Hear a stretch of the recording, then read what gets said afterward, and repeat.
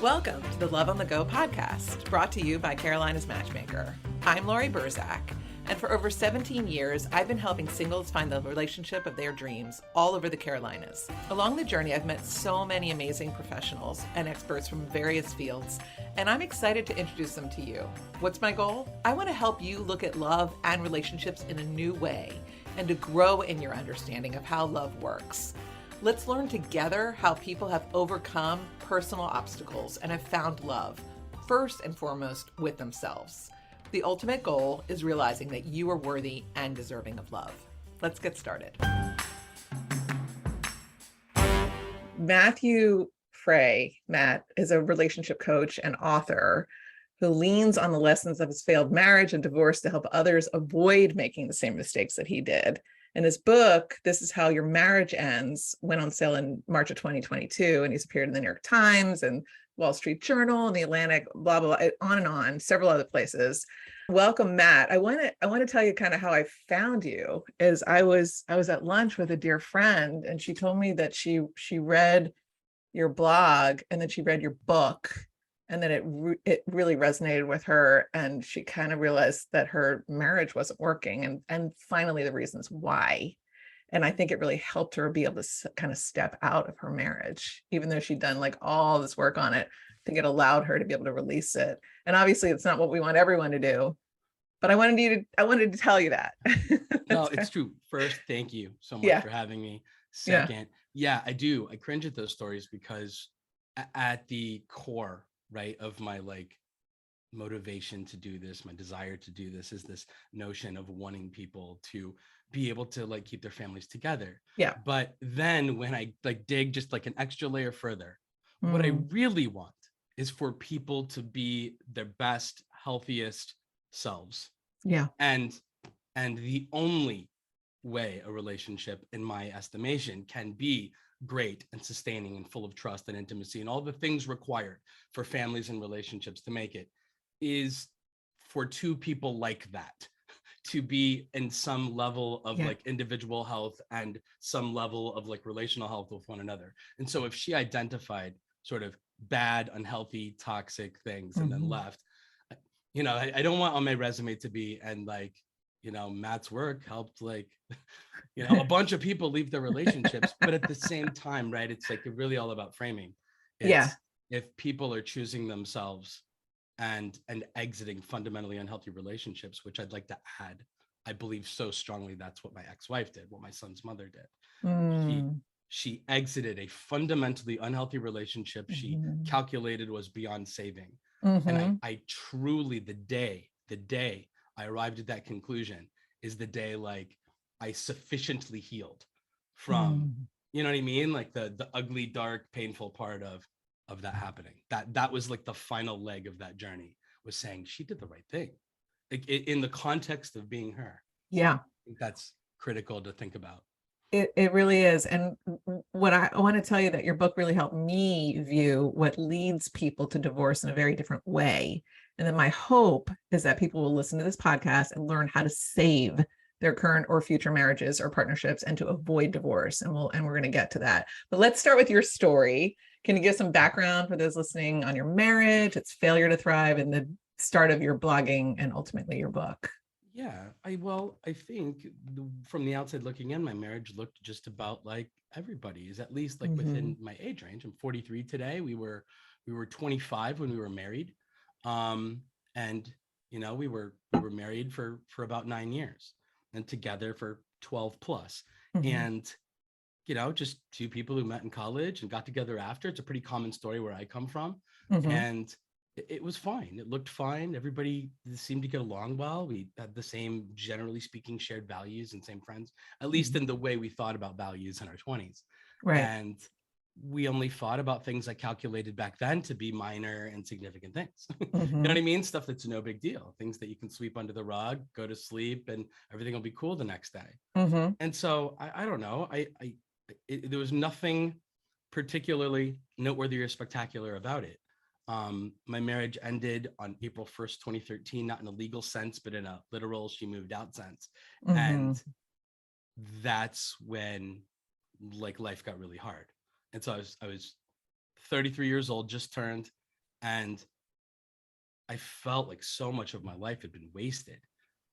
Like I'd lost so much time. And back then, I thought she quit, right? I thought she was the person doing the bad thing to me and like giving up on us. I didn't believe I was like an amazing like relationship partner necessarily, but I didn't believe I was like bad enough to leave.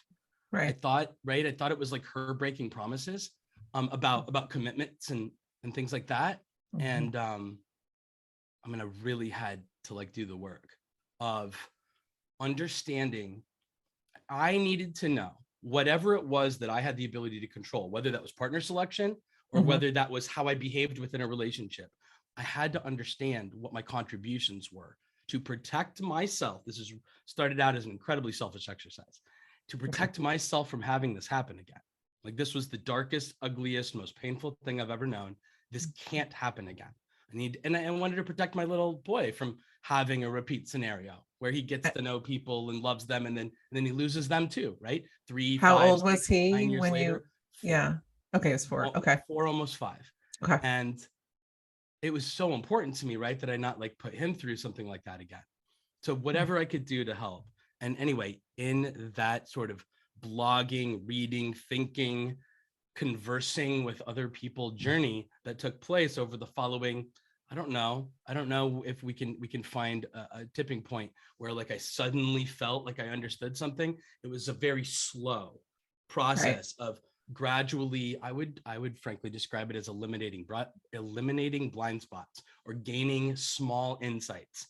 And the collective of eliminating blind spots, meaning things I was doing in my relationship that I calculated to be harmless at the time, but now understand to be fundamentally harmful to relationship trust and intimacy. I was doing things like that I think many people do in their relationships. And my work today is truly about this idea of like eliminating blind spots. And then just, a series of like insights that were really rooted, I think, in empathy and rooted in what is commonly correlated to relationships falling apart. A huge one, for example, being like shared domestic responsibility, parenting, house cleaning, things like that, right? That is so often at the epicenter of conflict and relationships. And people, I think, don't necessarily, on average, I'm speaking in broad generalities here, don't calculate that to be like, hey, let's end our marriage because we have a debate about, well, as you know from my work, a dish by the sink, right? That's sort of like the famous entry point, like at least in my world. And when I say famous, that's air quotes. That's like relativism. I wrote an article called "She Divorced Me Because I Left Dishes by the Sink." And you had millions of views on that. Far and away the most popular thing I've written. Absolutely. And that was back in 2016. Right. And it was so like significant in my world that I had to include it as like a subchapter in the book. Right. Describe it a little bit, that blog, and why it went so viral. Okay. And so, and then piggybacking on what we were just talking about, this was perhaps the single most critical insight I believe I've discovered about relationships. This was like your big aha moment for me. Yeah, for you. What's so interesting is I'm still not doing an amazing job of writing it, I don't think, or back then in 2016, because so many people still want to have a debate about whether somebody should or should not be able to leave a dish by the sink in their relationship and their individual households. But right back then, what it was and I still do this, by the way, today, I leave a drinking glass by my kitchen sink.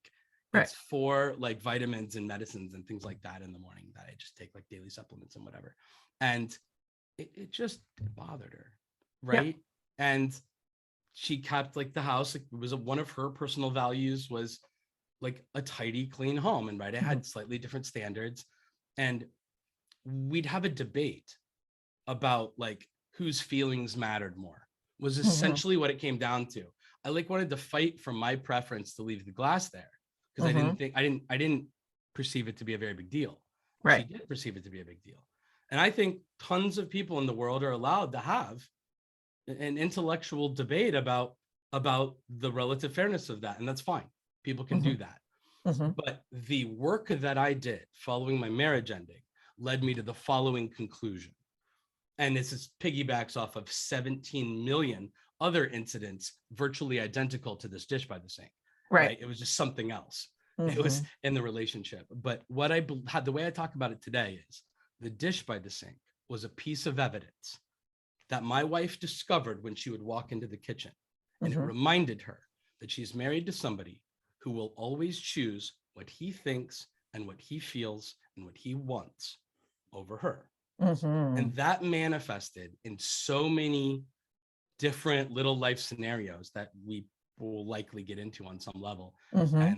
And that to me is sort of like the math result that people discover in their relationships. I'm with somebody who will always choose themselves and their wants over mine. Mhm. And no amount of like trying to recruit them to help me or, please for help or like mitigating the problem or changing Mhm. something. No Mhm. amount does me any good.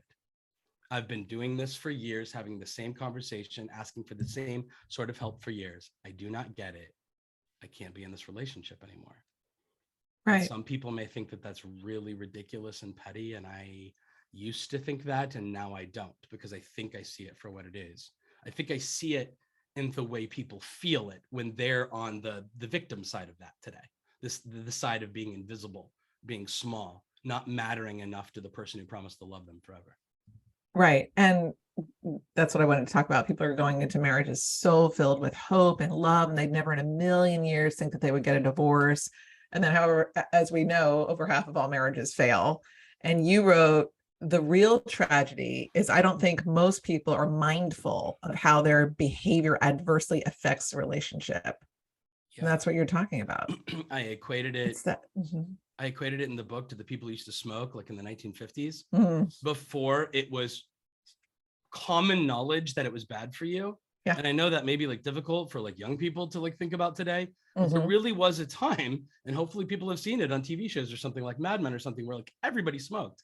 Right. And it was literally not known that it was a health risk Mhm. back during when this was happening. It was just everybody did it Mhm. in their cars, driving around with their babies in the back seat with, Mhm. the windows rolled up.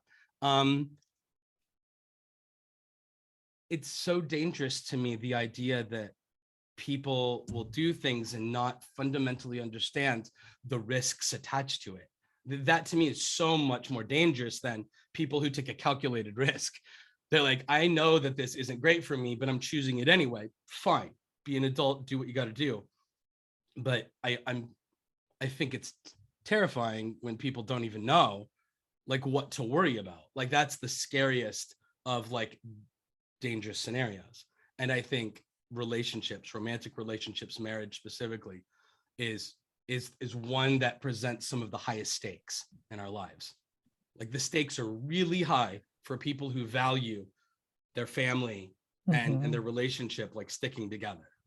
And I Right. don't mean I don't mean like a breakup after being together 6 months. I mean like trying to untangle 15 to 35 years together, Yeah. which is a really common range in my world with the people that I encounter, the clients that come to me in my coaching work today. Right. So, Right. And your go-to defense in your marriage was to say that you didn't do it on purpose and that you learned that that didn't really help and that your wife just eventually just kind of checked out because she couldn't depend on you and her trust was gone. Let's talk about trust. okay. Yeah. Yeah, I spent So, my entire yeah. marriage defending myself on the merits that I was a good Right. person with good intentions. Right. And then your wife stops trusting you because she doesn't feel safe anymore. That's exactly right. The thing that I frequently go to and talk about and in this particular conversation is Mhm. um, foundationally one of two ideas I focus on with clients in my coaching work. And it is, I describe them as habits in my work because I think habits is such a useful way to think about our behavior.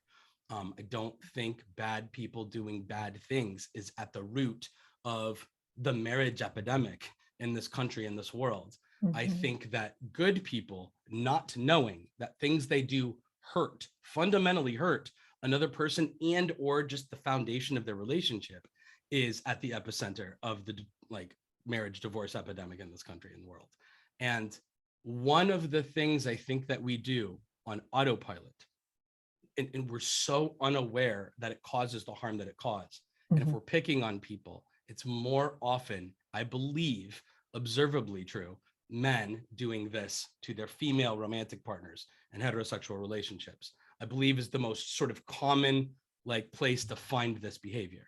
And it is just this serial invalidation we have, the serial invalidation habit we have when we disagree with our relationship partner. And there are three specific ways I believe that this shows up in relationships. And the way that it looked like in mine was my wife would come to me to try to tell me that something was wrong, that something bad had happened. And it might be something that you and I perceive to be pretty minor, like a dish by the sink, or it might be something like really awful. Like she found out her aunt got a, like a terminal illness diagnosis or something. You know what I mean? A wide range of bad things happen to people. And she would tell me about it. And whatever she said, I would disagree with the story she just told me, meaning I would disagree that she was accurately describing what had actually happened. Version one of this invalidation triple threat, as I call it, is I reframe or challenge or correct the intellectual experience my relationship partner is having. And the math result of that exchange with somebody, when you're like, hey, that's not even what happened. Here's what happened. When that happens, the math result is your feelings don't matter. The actual bad thing that you're feeling right now is not relevant to me because it's based on something that isn't even true, right? Like it didn't even happen as you said, so your feelings are totally illegitimate. Version two of this, my wife would come to me and she'd say, hey, Matt, bad thing happened. I feel bad about it. And this time I completely understand, like intellectually, what she's sharing with me. I don't challenge any aspect of her recollection or whatever she just observed. This time, though, I'm highly confused about how she feels about it. I like her feelings are a little too big for this relatively small thing in my estimation. And so I'm like, sure, that's what happened, but why are you making such a big deal out of it?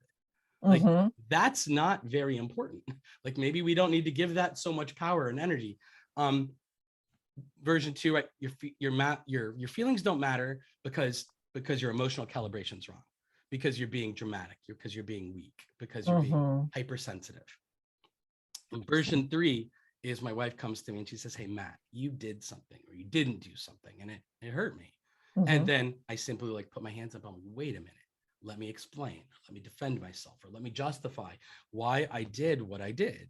Because if you understand like what I was thinking at the time and what I was attempting to do, you won't be mad at me anymore.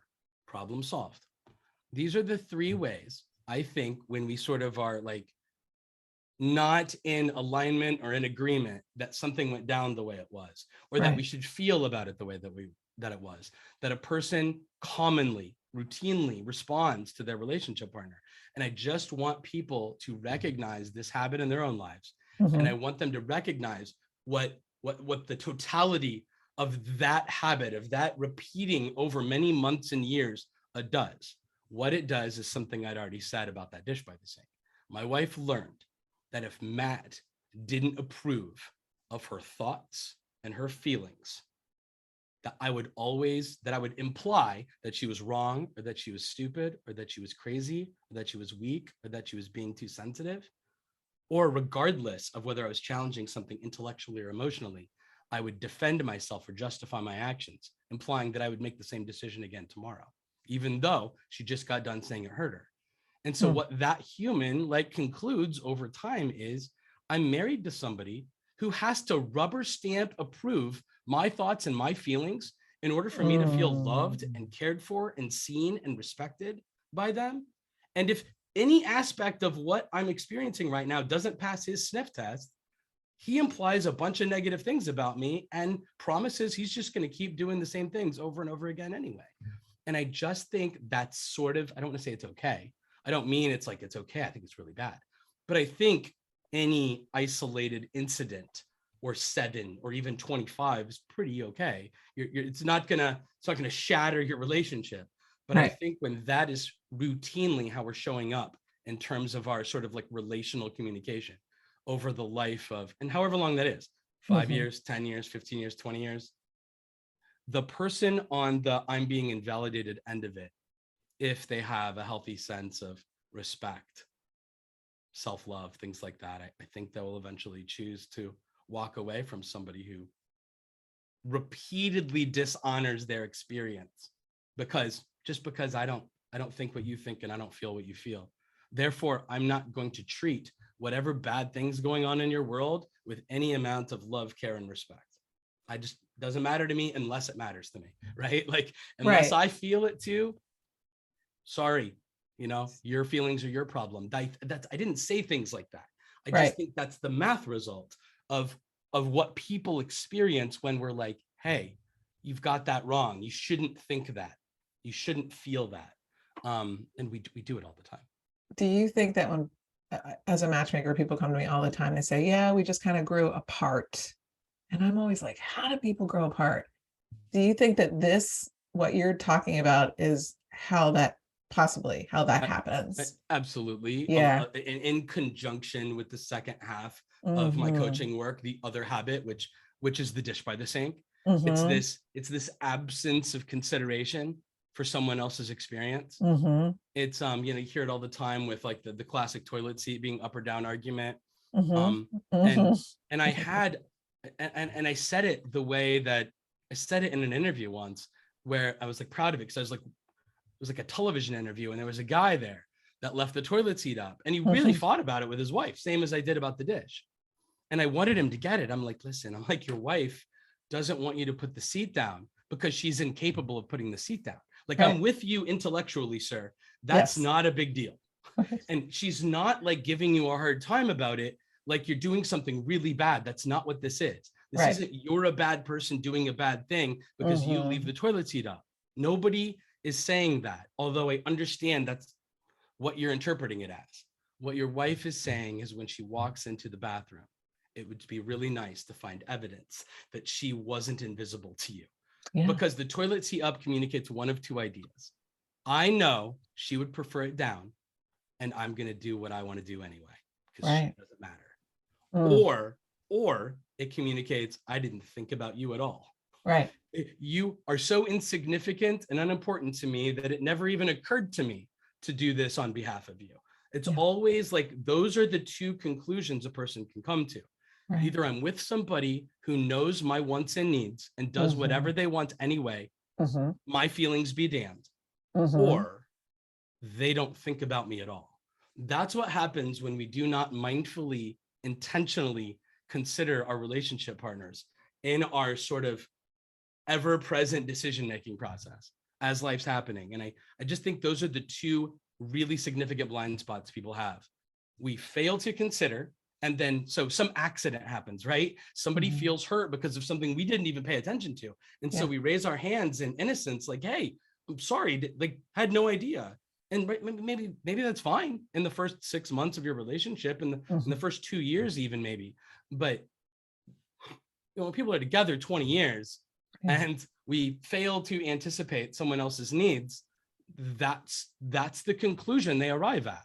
After 2 decades, this person either doesn't want any part of knowing me and honoring the things that matter to me, or he or she's so busy not caring at all in the first place that I'm just like, they're just oblivious about it. I'm invisible to them. Either way, I don't feel safe in the context of this relationship having the ingredients necessary to like last a lifetime, or more importantly, a place that I want to be. You know what I mean? I mean, yeah, sure. People can sort of like swallow all of that and like tough it out for the last 30 years of their lives if they feel like it. But a lot of healthy people choose not to. And that's what I was applauding early in our conversation. My son's mother's decision to embrace the rest of her life and say, I'm not going to spend the next 30, 40, 50 years of my life subjecting myself to the opinions and the feelings of another person who refuses to honor mine. And perhaps that's what your friend sort of concluded as well. This idea that I love myself and respect myself entirely too much to voluntarily do this thing that's been hurting me for years, to continue to do that for the rest of my life, feels like masochism. And I get that. Totally. I this whole idea of just living consciously and really always thinking about your partner is such a new idea for a lot of people. And it's like they have to be retrained. They need to learn about this. I really applaud the work that you're doing, really putting this out there.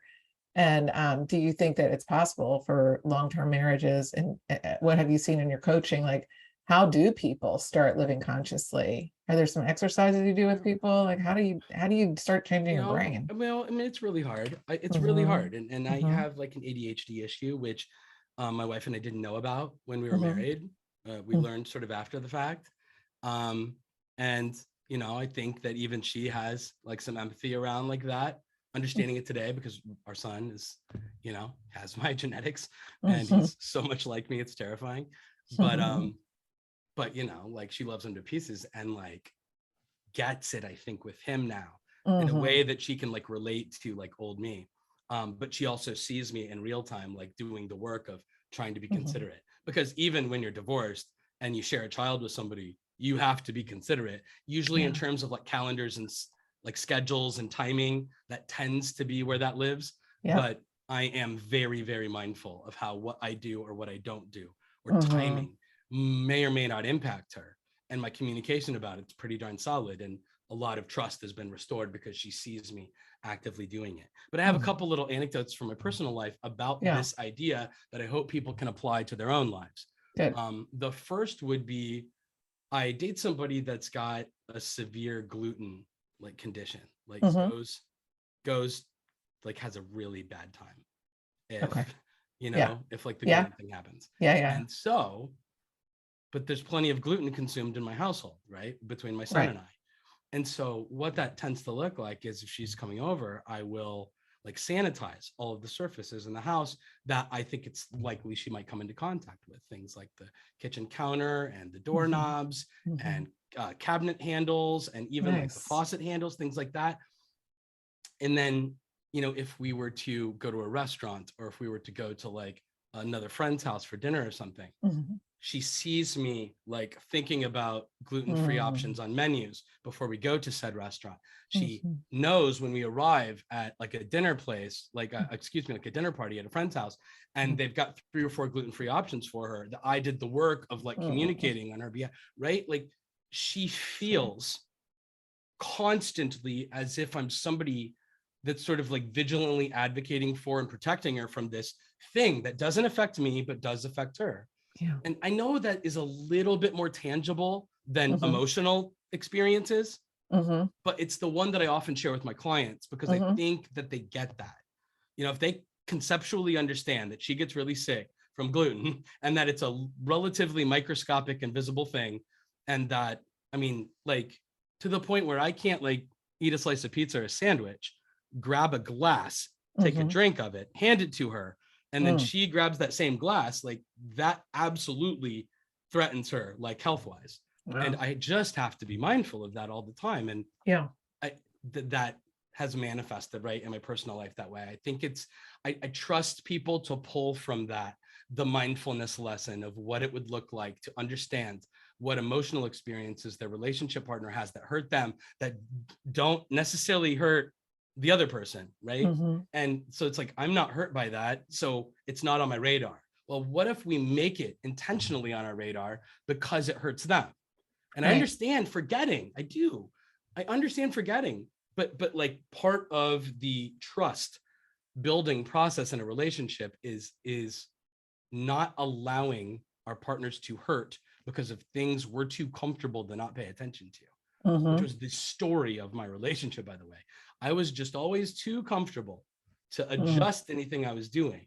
I kept waiting for her to interpret me differently instead of me accepting any responsibility for adjusting what I do so that she didn't have the negative emotional experience in the first place. Right.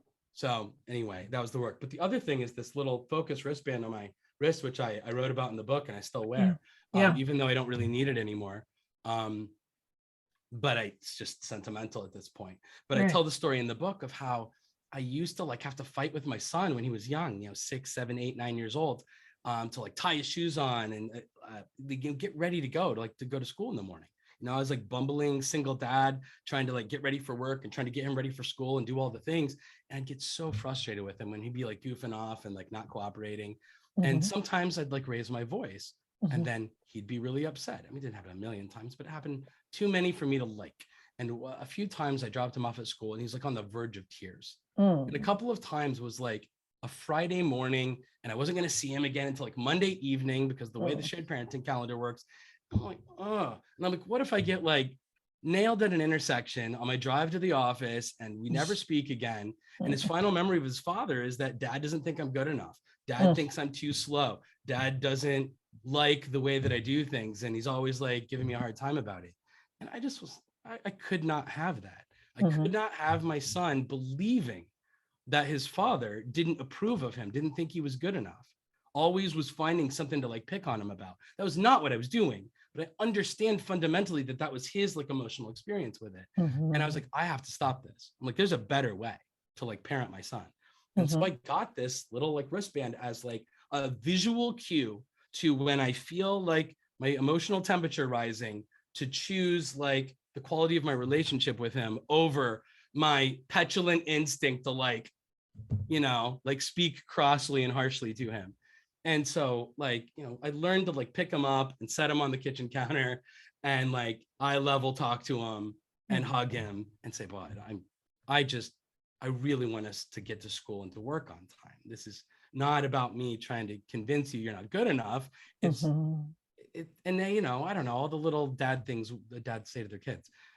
It worked so much better than like giving him a hard time, you know, essentially yelling at him. I didn't like yell, but like, I've been a kid before. You perceive it as being yelled at and it feels bad.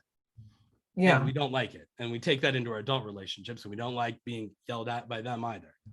But basically it's just negative feedback we don't like. Exactly.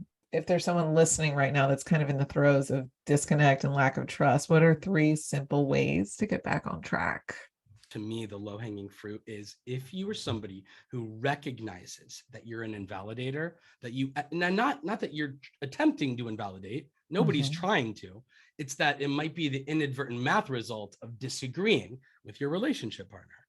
And like, I just think being mindful of that and developing a more nuanced conversation. And what that might look like is my wife tells me in this hypothetical example that she had a really bad day at work because she had like an encounter with like her work rival and, you know, like it was really bad. And what I would maybe used to do is be like, why don't you just get out of there? Or why don't you like report what she or he's doing to like your boss?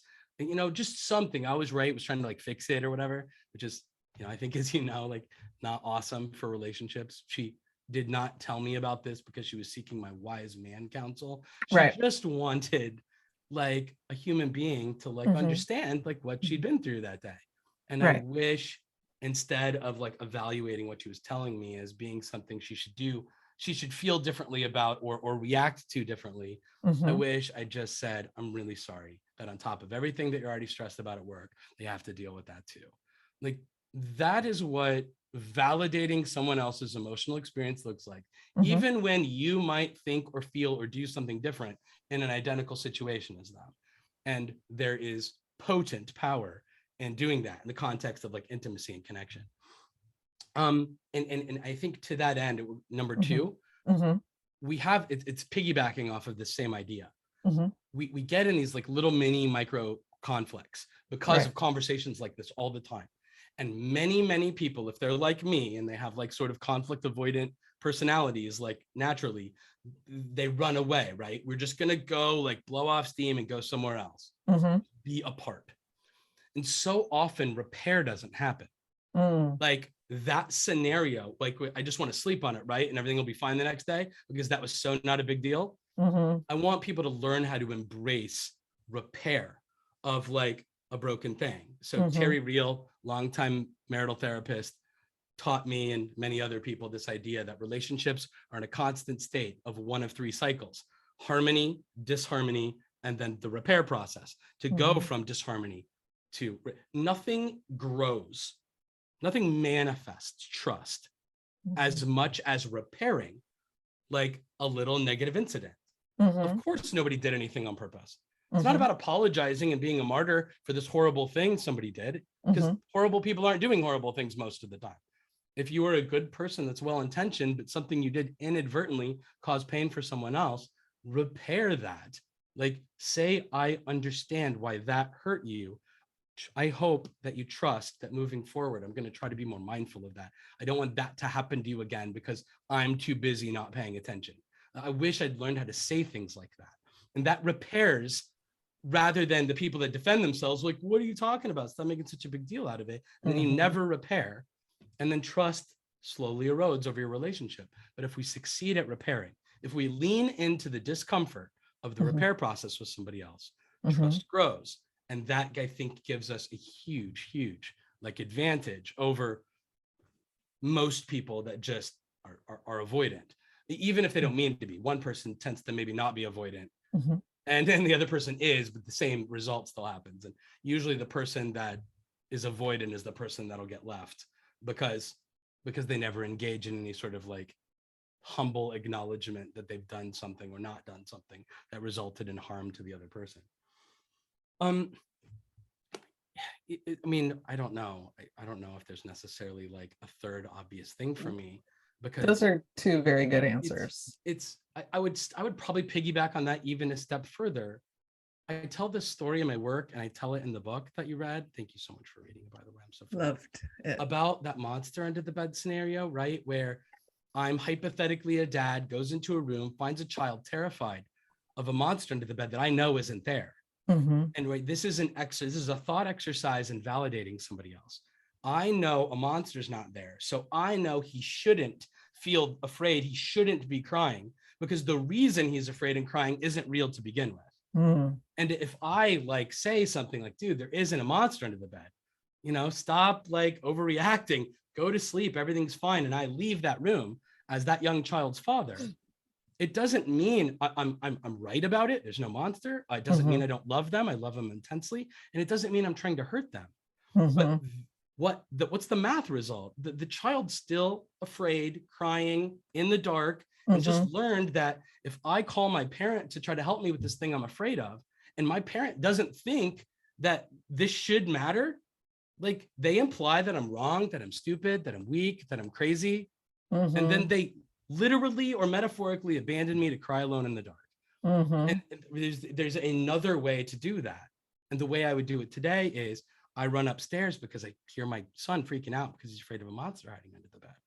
And instead of like rendering judgment on his experiences and his feelings about it, I'm gonna sit down on the edge of the bed. I'm gonna hug him and be like, but I don't think there's a monster under the bed, but I've been afraid before.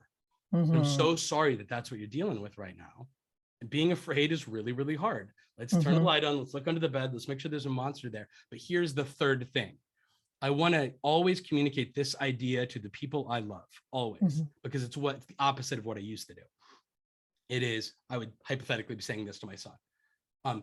I always want you to know that you can call mom, you can call dad when something's wrong.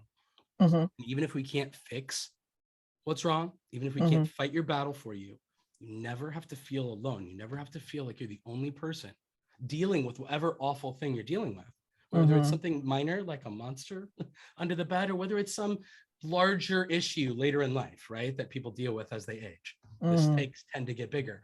I always want the people I love, and that whole monster under the bed with the kid thing is really an analogy for our adult relationships and how not useful and trust eroding it is to try to convince somebody that they should not think or feel the way that they are currently thinking and feeling, based on our perception that the problem isn't as big of a deal as they're making it out to be.